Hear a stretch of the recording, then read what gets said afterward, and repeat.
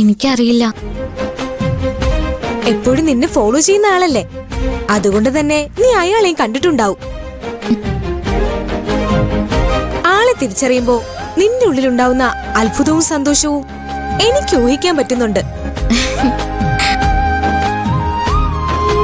നിനക്ക് നല്ല പരിചയമുള്ള ആളാണ് ഇത്രയും ദിവസം നിന്റെ മുന്നിൽ നാടകം കളിച്ചതെന്ന് അറിഞ്ഞാൽ അയാളോട് നീ ദേഷ്യപ്പെടുവോ? ഇല്ല. അതെന്താ? എന്റെ സങ്കടങ്ങളെ കാണുമ്പോ സങ്കടപ്പെടുന്ന, ഒരു പ്രതിഫലവും പ്രതീക്ഷിക്കാതെ എന്നെ സഹായിക്കുന്ന, എന്റെ മുന്നിൽ വന്ന് നിൽക്കാതെ എന്നെ സ്നേഹിക്കുന്ന ഒരു ഗന്ധർവൻ. അതൊരു സുഖ. അയാൾ ആരാണെന്ന് അറിയാനുള്ള കാത്തിരിപ്പിന്റെ സുഖം. അത് അനുഭവിച്ചവർക്ക് മാത്രമേ മനസ്സിലാവൂ. അയാൾ ആരാണെന്ന് നേരത്തെ അറിഞ്ഞിരുന്നെങ്കില് ഈ സുഖം എനിക്ക് നഷ്ടപ്പെടുമായിരുന്നില്ലേ? എനിക്കിപ്പോ ഒരു കാര്യം മനസ്സിലായി. എന്താ? പ്രണയം നമ്മള് കരുതുന്നത് പോലെ ഒരാൾക്ക് മറ്റൊരാളോട് തോന്നുന്ന എന്തോ കുന്തറാണ്ടൊന്നും അല്ല. അത് ശരിക്കും വട്ടുപിടിപ്പിക്കുന്നൊരു ഏർപ്പാടാ. ഇവക്ക് വട്ട പൊടി.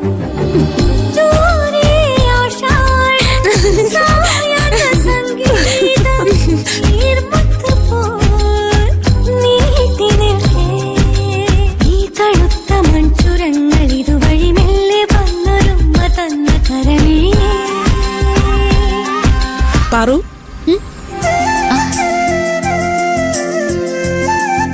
പാറു എങ്ങോട്ടാ? ഞാൻ ജോലി ചെയ്യുന്ന ഗവൺമെന്റ്സിന്റെ 25ാം വാർഷിക ഇന്ന്. വലിയ പരിപാടിയാണെന്നാ പറഞ്ഞേ. എന്നോട് ചെല്ലാൻ പറഞ്ഞിട്ടുണ്ട്. അത്രയും വലിയ പരിപാടിക്ക് ഈ ഡ്രസ്സിലാണോ പോകുന്നത്? വേറെ ഡ്രസ് ഇടാൻ മീരെ ആയിഷയൊക്കെ പറഞ്ഞതാ. പക്ഷെ എനിക്ക് ഈ ഡ്രസ്സാ ഇഷ്ടം. ഒരുപാട് ആൾക്കാർ കൂടുന്ന പരിപാടിക്ക് ഇങ്ങനെയൊന്നും പോയാ പോരാ. പ്രത്യേകിച്ച് പെൺകുട്ടികൾ നല്ല ഭംഗിയായി ഉടുത്തൊരുങ്ങി പോണം. ഉടുത്തൊരുങ്ങുന്നൊന്നും എനിക്കിഷ്ടല്ല മാഡം. ആ, അതിന് നിനക്ക് വേണ്ടിയാണോ ഉടുത്തൊരുങ്ങുന്നത്? മറ്റുള്ളവർക്ക് വേണ്ടിയല്ലേ? കാണുന്നവരെല്ലാം പറയണം, ഇതേതാ ഈ സുന്ദരി കുട്ടിയെന്ന്. പെൺകുട്ടികൾ എപ്പോഴും മറ്റുള്ളവരുടെ കണ്ണിൽ ഒരു അലങ്കാരം ആവണം. പൊന്നിൻ കുടത്തിന് എന്തിനാ പൊട്ടെന്ന് പറയുന്നത് പോലെ നീ കൂടുതൽ ഒരുങ്ങൊന്നും വേണ്ട. നിന്റെ ഈ നിറത്തിന് മാച്ച് ആവുന്ന ഒരു ഡ്രസ് ഇട്ടാ തന്നെ നീ ഒന്നുകൂടി തിളങ്ങും. അയ്യോ, അതിന് എന്റെ കയ്യിൽ നല്ലതൊന്നും ഇല്ല മാഡം. ഇതുപോലുള്ളതേ ഉള്ളൂ. നിനക്ക് ഞാനൊരു സാരി വാങ്ങി വെച്ചിട്ടുണ്ട്, അത് ഉടുത്തു പോയാ മതി. സാരിയോ? അയ്യോ, എനിക്ക് സാരി എടുക്കാനൊന്നും അറിയില്ല മാഡം. അത് സാരമില്ല, ഞാൻ ഉടുപ്പിച്ചു തരാം. വാ.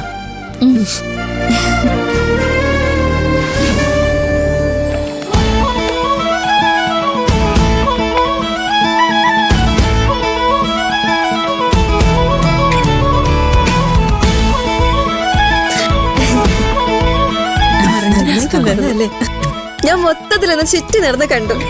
എന്റെ ജയന്തിയേച്ചി, എന്ത് ഭംഗിയായിട്ട് എല്ലായിടത്തും അവർ അലങ്കരിച്ചിരിക്കുന്നേ. ഫുഡ് ഇതാ അവിടെയാ. യൂണിഫോമും തലപ്പാവും ഒക്കെ വെച്ച ആൾക്കാരുണ്ടെങ്കിലും നമുക്ക് വേണ്ടതെടുത്ത് കഴിക്കാം. അതിന് ബുഫേ എന്നാ പറയാ. വന്നു കയറിയ ഉടനെ തന്നെ സോസോ ഫുഡ് കിട്ടുന്നിടം നോക്കി വെച്ചു. അതിലെന്താ തെറ്റ്? നല്ല ഫുഡ് കിട്ടുമല്ലോ എന്ന് ഓർത്ത് തന്നെയാ ഞാൻ ഈ ഫംഗ്ഷന് വന്നത്. ഫുഡ് മാത്രല്ല, മറ്റേതുണ്ട്. അതെവിടെയാ സെറ്റ് ചെയ്തിരിക്കുന്നേ? മറ്റേതെന്ന് പറഞ്ഞ കുടിച്ച ചൂടാവുന്ന സാധനം. ഓ, കള്ളും വേണോ നിനക്ക്? അയ്യോ വേണ്ട, ഞാൻ പറഞ്ഞതേ ഉള്ളൂ. പിന്നെ പലതരത്തിലുള്ള ജ്യൂസ് ഉണ്ട്. വെള്ള കളറിലും നീല കളറിലും മഞ്ഞ കളറിലും ഒക്കെ.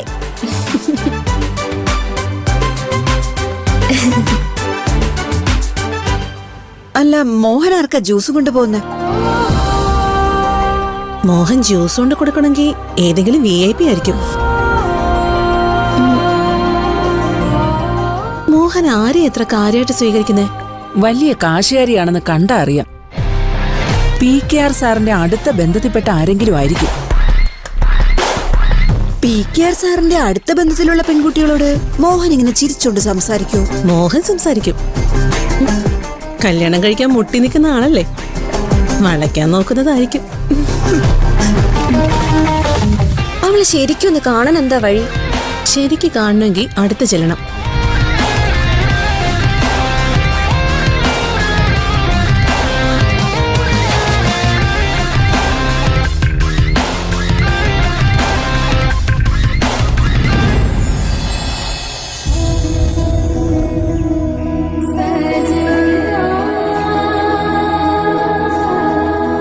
പാറോ?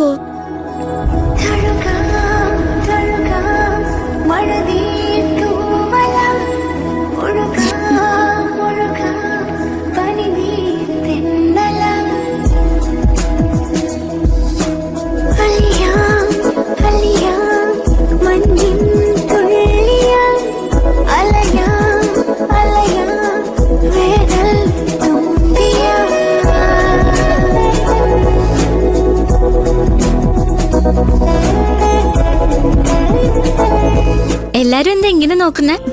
ഇത്രയും സൗന്ദര്യം ഉണ്ടായിട്ടാണോ നീ ഇത്രയും കാലം ഹാഫ് സാരി ഉടുത്ത് ഒരു ഉണക്ക ലുക്കിൽ നടന്നത്? കൊള്ളാവോ? കൊള്ളാവൂന്നോ? ഏതോ വലിയ കാശുകാരിയാണെന്ന് ഞങ്ങൾ കരുതിയേ. നിന്റെ ലുക്ക് ആകെ മാറിപ്പോയി. നിനക്ക് ഈ സാരി വാങ്ങി തന്നത് നിന്റെ ഗന്ധർവനാണോ പാറു? ഒന്ന് പോ നിഷ ചേച്ചി. ഇതെനിക്ക് ഹോസ്റ്റലിലെ വാർഡൻ തന്ന സാരിയാ. മോഹൻ ചേട്ടാ, പാറുന് മാത്രമേ ജ്യൂസ് ഉള്ളൂ, ഞങ്ങൾക്കാർക്കും ജ്യൂസ് ഇല്ലേ? ഇവിടെ കൊണ്ടുവന്ന് തരാനൊന്നും പറ്റില്ല. വേണമെങ്കിൽ എന്റെ കൂടെ വാ. വാ പാറു. ആ ഞാൻ കുടിച്ചു, നിങ്ങൾ കുടിച്ചിട്ട് വാ. എന്നാ പപ്പ.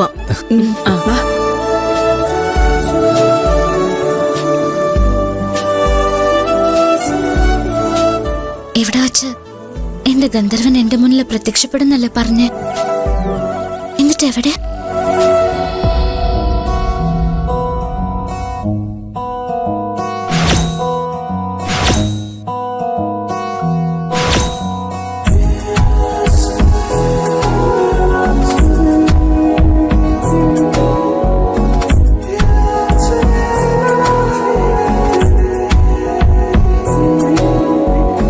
കരിമുകിലിനു ചിറകുകളരുളിയ മിന്നലേ, പുതുമഴ മലരുകൾ വിതറിയ കുറുമൊഴി തെന്നലേ, വെയിലിൽ നിഴലുപോൽ മറയും